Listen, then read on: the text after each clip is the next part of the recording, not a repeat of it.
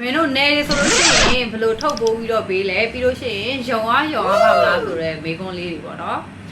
မင်းဒီကနေဖြေပေးပါမယ်ထုတ်ပိုးပေးတဲ့ပုံစံလေးကိုလည်းခဏနေပြပေးပါမယ်ယုံရချင်းမယုံရရင်ဆိုတာကြတော့မင်းတို့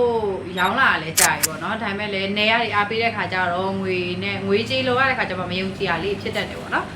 ဘယ်လိုမျိုးယုံကြည်အောင်လုပ်လို့ရလဲဆိုလို့ရှိရင်မင်းဖုန်းနံပါတ်လေးလည်းတင်ပေးထားတယ်နှလုံးလုံးတင်ပေးထားရပေါ့နော်အဲ့ဒီကနေ Viber ကနေ video call နဲ့ကြည့်ပြီးတော့မှငွေလွှဲလို့ရပါတယ် Viber နံပါတ်လေးတွေက3996585033 3999333666ခေါ်ပါရှင်ပြီးတော့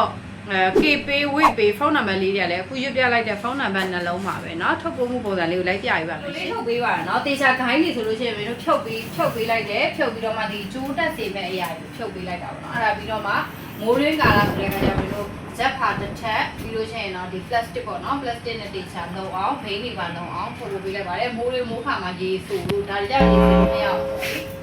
ရေဆိုမှာဆိုလို့ပါတေချာထုတ်ပိုးပေးလိုက်ပါတယ်ရှင်ယုံကြည်စွာအားပေးကြတဲ့တယောက်ချင်းစီတိုင်ကိုကျေးဇူးတင်ပါတယ်မေရာတီရီဘေ့စ်တော့ပါဆိုင်လေးကိုလာအားပေးမယ်ဆိုရင်တော့ဆိုင်လေးစာလေးရရန်ကုန်မြို့မရကုန်နေရက်ကွယ်